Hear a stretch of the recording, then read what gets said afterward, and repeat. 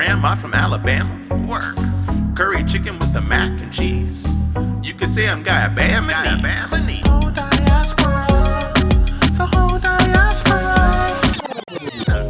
Let's celebrate. It's a gay parade. It's Pride Month. What's up? Pride Month. They're killing us. I can't breathe. Be home before the street lamp. This bedroom ain't no closet. This bedroom ain't no closet. It's some beats at the gay club. So fun to be me at the gay club. At the gay club.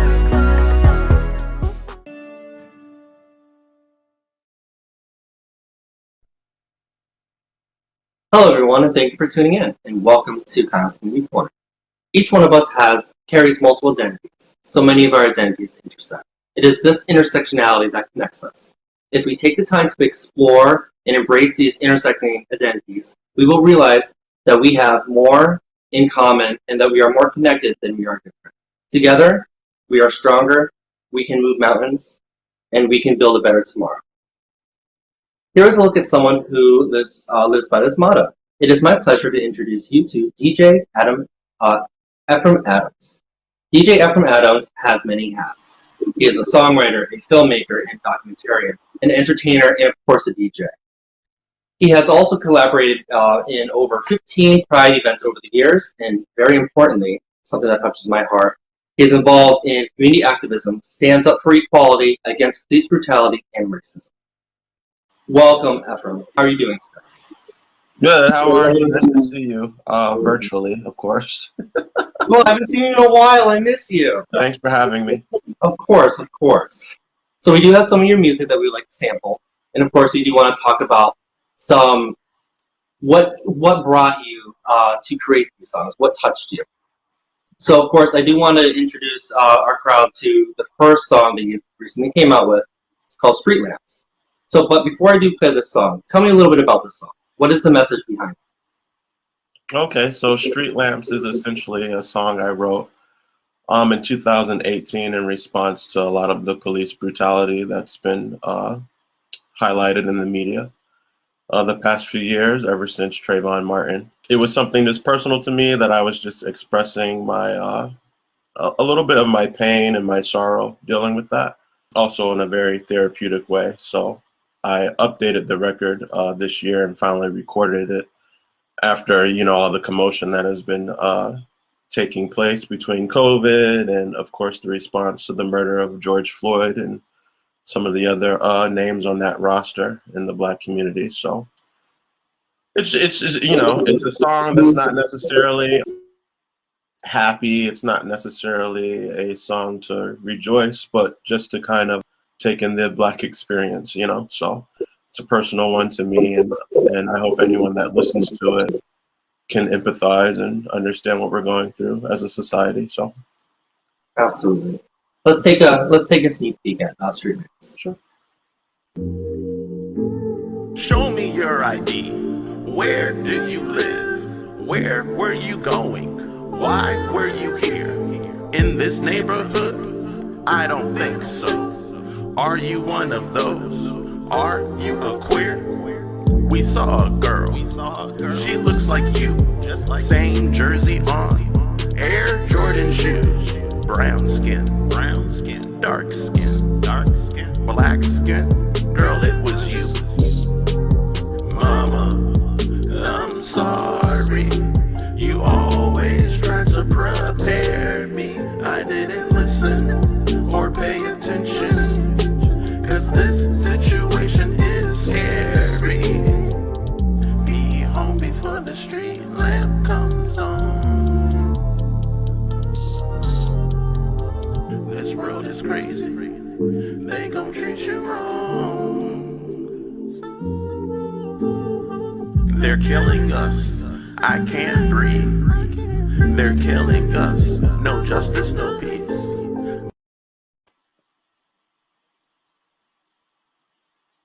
I love the video imagery What exactly were you doing down there? For the rest of the crowd doesn't know what was actually happening. Back in August 28th, they had what was called the Get Your Knee Off of Our Necks Commitment March, which was hosted by Al Sharpton and Martin Luther King Jr.'s son, which is Martin Luther King Jr. the third. You know, it was exciting, but it was also sad, and I wish I could go and visit Washington under better circumstances. You know, it just kind of really put me in a thought process of making sure that I'm doing my part out in the world, whether it's protesting or community activism, any way that you can to put an end to the trauma and tragedy that's going on. So every day I just try to wake up and say, you know, what's one thing, whether it's small or big, that I can do today that can get us out of this situation? And if I didn't do something today, what can I do tomorrow? It was a great experience and a very humbling one, and kind of brought things full circle for me because my grandmother actually marched 50 or 60 years ago to make Martin Luther King's birthday a national holiday. She was a part of that, and then so now I've been a part of this, and it just kind of builds that community and that bonding between family and things. So Absolutely. Thank you for bringing awareness, honestly.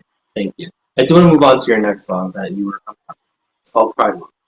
Before we do play it, though, just tell me a little bit about what can we gather from the song? I'm coming out with an EP soon, which is called Uprising 1969, which that's a play on words of the Stonewall riots of 1969. And one of the singles is called Pride Month. And it's very much a happy song, a feel-good record that, you know, thinking about it, especially with the COVID pandemic and how all the prides got canceled, this song really kind of brings that nostalgic feeling for those who may not have ever attended Pride before and may be wondering what they missed out on or what to expect when they go to a Pride. And I just, you know, I think about my first time coming out and never been to New York Pride or here in Connecticut even, you know, and how kind of nervous and scared I was to experience that. So that's basically what I wrote this song about. It's your boy Ephraim Adamz. Wake up, it's new. Sleepyhead, we're in June. It's a summer day. It's time to go out and play. We're gonna turn up all day. Wouldn't have it any other way. What's up? It's Pride Month. Pride Month. I wanna hear the crowd make noise. DJ, play that song some more. Wave that light up stick that glows. It's gonna be a party on the dance floor.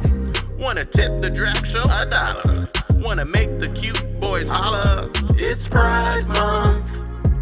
Pride Month. Hey yo. Let's celebrate. It's a gay parade. Let's celebrate. It's a gay parade. Let's celebrate. It's a gay parade. It's Pride Month. Pride Month. So just to put it out there, I was very new to Pride. One of my first prides I ever went to was actually the New York Pride. It was huge. I was so overwhelmed. So having songs like this, I think, are a good thing to kind of get people immersed in it, so they're ready to actually celebrate themselves. So that's great. Real Yeah. quick, I just want to say thank you in the comments to Shatora and July, which have been, you know, some supporters of mine and friends, good friends of mine, and they keep me motivated and things when I'm down. So I just wanted to thank them for a second there. Very good. So you actually contributed to Global Pride 2020, right? Tell me about that. Global Pride is was brought to us by an organization called Interpride, and Interpride is the nonprofit that usually hosts World Pride. So every few years, we as a globe, or as a planet, I suppose, host a big Pride where, in concept, all the other prides should go there for at least that year or that event. So in 2019, we had World Pride, Stonewall 50th, and it made sense to have World Pride there because it was the anniversary of the Stonewall riots, which is in the States pretty much the uprising, you know, for us here. So Oh yes, barefoot glide. Hey, what's up? This your boy Ephraim Adamz. The global girls are here. Happy Pride. Happy Pride. Happy Pride. Happy Pride. Happy Pride.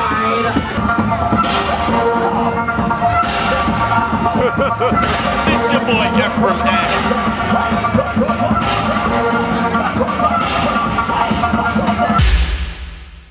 To attend an event where there was 5 million queer folks and LGBT folks and supporters and allies and things, even a pride of that magnitude, I had never even experienced, even in all my years of participating in prides or DJing or anything. So that was like a huge moment. And then to follow up in 2020 where there was no physical prides at all was kind of a shocking transition, you know. So they came up with the concept that they would reach out to different pride organizations across the globe and do a 24-hour stream of LGBTQ plus content through YouTube, a 24-hour stream. So no matter where you were on the planet, if you tuned in at least during that day, in theory, you would see content that was produced for your particular time zone. Africa can get it, Asia can get it, North America can get it, Antarctica can get it, Australia can get it, South America can get it, everybody can get it, everybody can get it.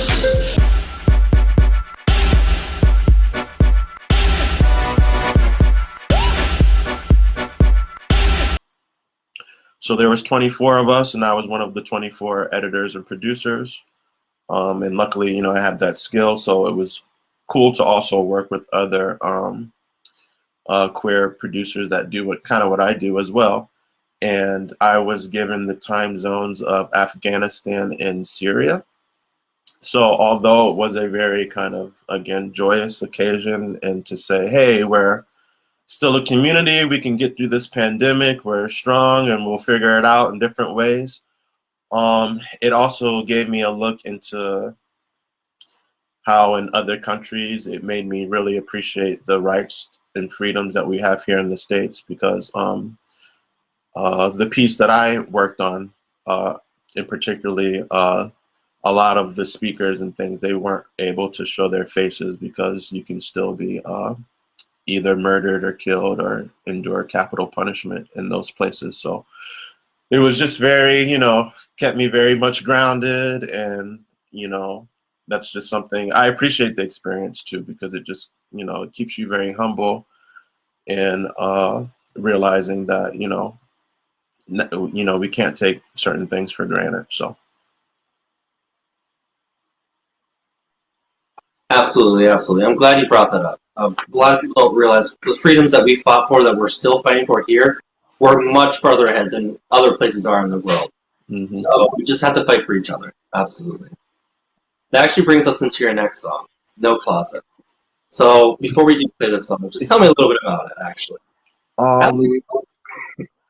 So this record I wrote is kind of a taboo subject for some gay or queer identifying men, or those who are into same-sex romance. It's essentially a love song that I wrote, but it the underlining meaning to it is how we kind of struggle with internalizing our own homophobias.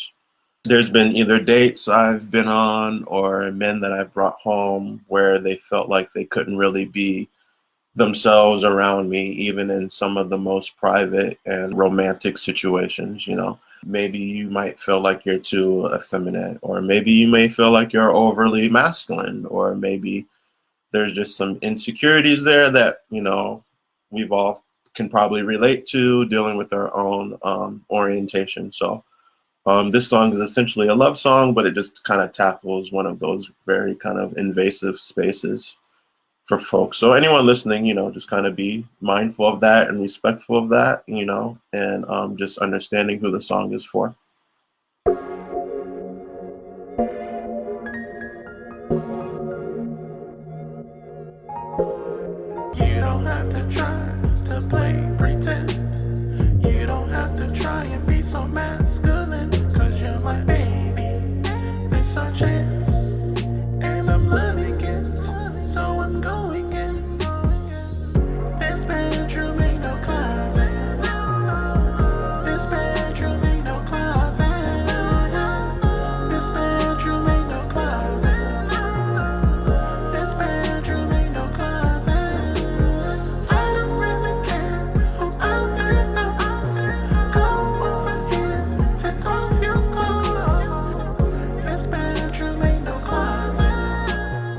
Well, Ephraim, I just want to say thank you for taking the time out of your day to come on and to talk to us. I really do truly appreciate it. Thank you. Anyone watching, I had a great time being here, and check out the EP, and then just check me out for a few projects that I'm working on. I had the chance to interview someone who was an associate of Marsha P. Johnson's. So we talk about their whole experience during that period and time frame. So look forward to that, and thank you guys for having me, and donate to CT Imperial Court on Venmo. Thank you so much. No problem. Thank you so much. And now I would like to welcome back to the stage your fabulous hosts. We have Empress 22, Miss Frank, and Emperor 22, Vu. Welcome back. Kyle, that was so great. Ephraim is such a fantastic individual, and his work is just so important. Yeah, it was a fantastic segment. We're so proud of you, and thank you, Ephraim. Mwah. Yeah, so great. I mean, it's so important to keep on creating LGBTQ history, and Ephraim is definitely a key integral part of that in Connecticut and globally. So, great segment. Yeah, we love you. Love you too. Yeah.